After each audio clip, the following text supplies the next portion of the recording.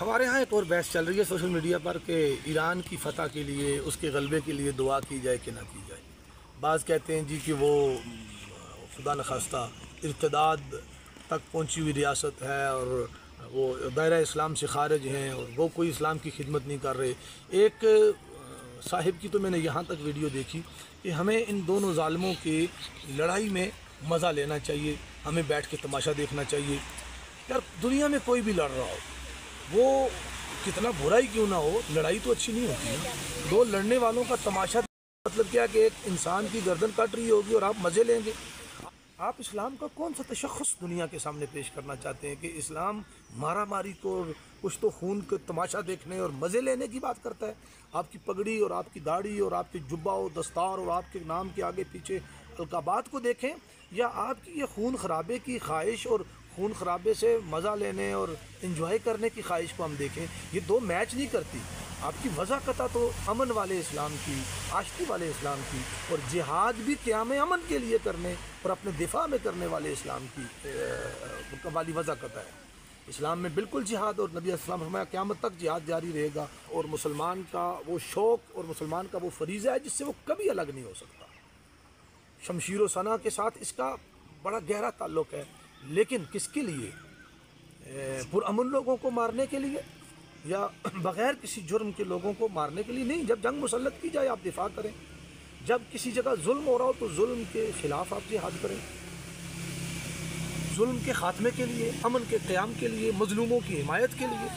آپ کون سا جہاد ہے کہ دو بندے لڑ رہے ہیں اور میں بیٹھ کے تماشا دیکھوں گا، میں مزے لوں گا؟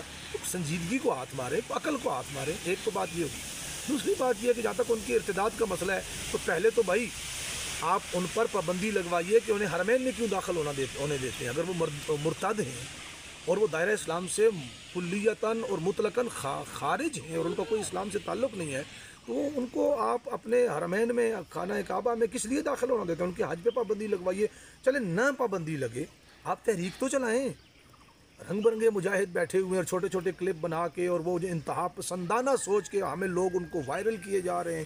اب ان کو تو صرف ویورشپ چاہیے، اور اس طرح کی جب وہ بےہودگی کو کوئی بندہ چھیڑے گا کہ جی ہم ایک شخص کہہ رہا ہے کہ وہ اسرائیل سے بھی بدتر ہے، اور وہ ممبر پہ بیٹھا ہوا ہے، ممبر پہ بیٹھ کے، کوئی اپنے اسٹوڈیو میں نہیں، ممبر پہ بیٹھ کے کہہ رہا ہے وہ اسرائیل سے بھی بدتر ہے، تو ہمیں تو کوئی اس سے غرض نہیں ہے، وہ یہ ظالم اس کو مارے یا وہ اس کو مارے۔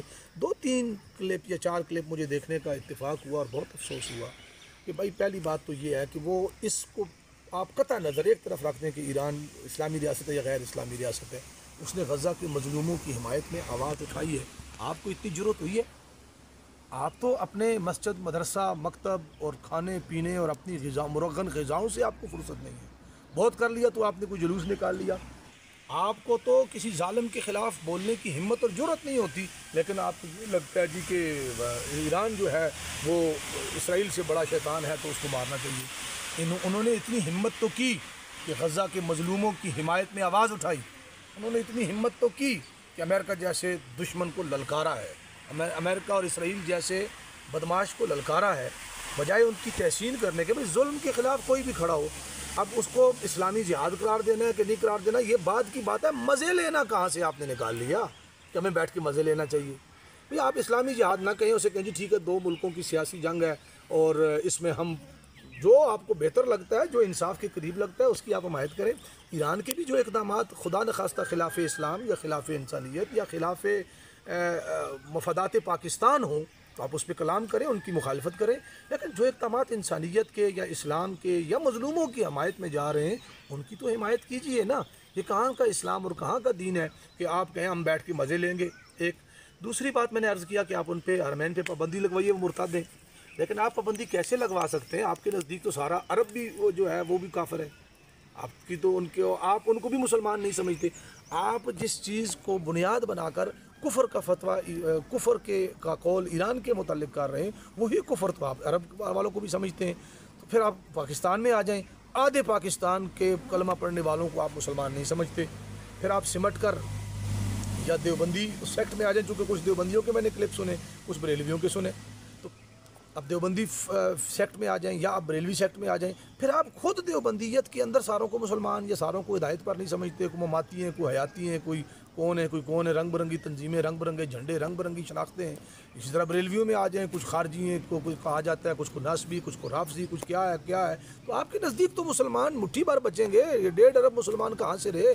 उम्मा की तो सोच ही ख़त्म हो जाती है ना। खुदा के लिए बैनुल-अक़वामी सियासत को, बैनुल-अक़वामी हालात को, बैनुल-अक़वामी तकाज़ों को समझिए। और अगर आपको अल्लाह पाक ने मिंबर रसूल जैसा मनसब अता किया है तो ये बड़ा नाजुक मनसब है। इसकी हसासियत को महसूस कीजिए और ज़िम्मेदाराना स्टेटमेंट दीजिए। गैर ज़िम्मेदाराना बातें करके इस उम्मत को मज़ीद टुकड़ों में तकसीम करके इसे टूट फूट और ज़वाल का शिकार करने में अपना किरदार अदा ना कीजिए। आप व्यूज़ तो हासिल कर लेंगे लेकिन उम्मत का और कौम का नुकसान हो जाएगा। नस्ल नो अजीब बेरा रवी और अजीब इंतहा पसंदी का शिकार हो जाएगी। बहरहाल अगर आप समझते हैं किसी जगह पर वाकई कुफर की ऐसी बात है तो फिर उसको आगे चलाइए, अपने तक न रखिए, सिर्फ एक जंग तक महदूद मज़े लेने तक न रखिए ना, फिर उस पर आगे भी कलाम कीजिए, फिर उसको आगे मंतकी अंजाम तक पहुँचाने के लिए एटलीस्ट कोशिश तो कीजिए। वहाँ तो आप कोई नहीं जाते। और यही साहिबान जिनकी मैंने क्लिप्स की बात की, यही साहिबान एक लेवल पे ये कहते हैं कि जी अगर पाकिस्तान के मफादात के लिए सारे कातिब फ़िक्र इकट्ठे बैठें तो तब तो ठीक है, वैसे अगर कोई सलाम अलैकुम मुलाकात कर ले या हाल अहवाल पूछ ले तो ये गलत है। भाई पाकिस्तान के मफादात या जी जहाँ किसी जगह पर वाकई कुफर की ऐसी बात है तो फिर उसको आगे चलाइए, अपने तक न रखिए, सिर्फ एक जंग तक महदूद मज़े लेने तक न रखिए ना, फिर उस पर आगे भी कलाम कीजिए, फिर उसको आगे मंतकी अंजाम तक पहुँचाने के लिए एटलीस्ट कोशिश तो कीजिए। वहाँ तो आप कोई नहीं जाते। और यही साहिबान जिनकी मैंने क्लिप्स की बात की, यही साहिबान एक लेवल पे ये कहते हैं कि जी अगर पाकिस्तान के मफादात के लिए सारे कातिब फ़िक्र इकट्ठे बैठें तो तब तो ठीक है, वैसे अगर कोई सलाम अलैकुम मुलाकात कर ले या हाल अहवाल पूछ ले तो ये गलत है। भाई पाकिस्तान के मफादात या जी जहाँ सारे मुसलमानों तमाम मकातब फ़िक्र को, मकातब फ़िक्र किसके हैं? इस्लाम के मकातब फ़िक्र हैं। आप तो कहें ना जहाँ सारे मज़ाहिब बैठे हैं, आपने मज़ाहिब नहीं कहा। आपके अजीब दोगलेपन का खुद आप शिकार हैं और बात आप कर रहे हैं। इस वक्त पूरी दुनिया देख रही है ईरान की तरफ। चलें अब सीज़ फायर के मामलात और ये सारा कुछ आ गया, लेकिन अभी भी गया कुछ नहीं। अमेरिका जैसे और इसराइल जैसे और हिंदुस्तान जैसे बदबख्त दुश्मन से कुछ भी एक्सपेक्ट किया जा सकता है, वो किसी वक्त कुछ भी कर सकते हैं। तो अब हालात कल क्या होते हैं, परसों क्या होते हैं, उन पर कभी भी यकीन नहीं किया जा सकता। खुदा के लिए उम्मा की सोच पैदा करें, इंसानियत की सोच पैदा करें और पॉजिटिविटी को फ़रोग़ दें। नेगेटिव एक रुझान माशरे में आम न करें।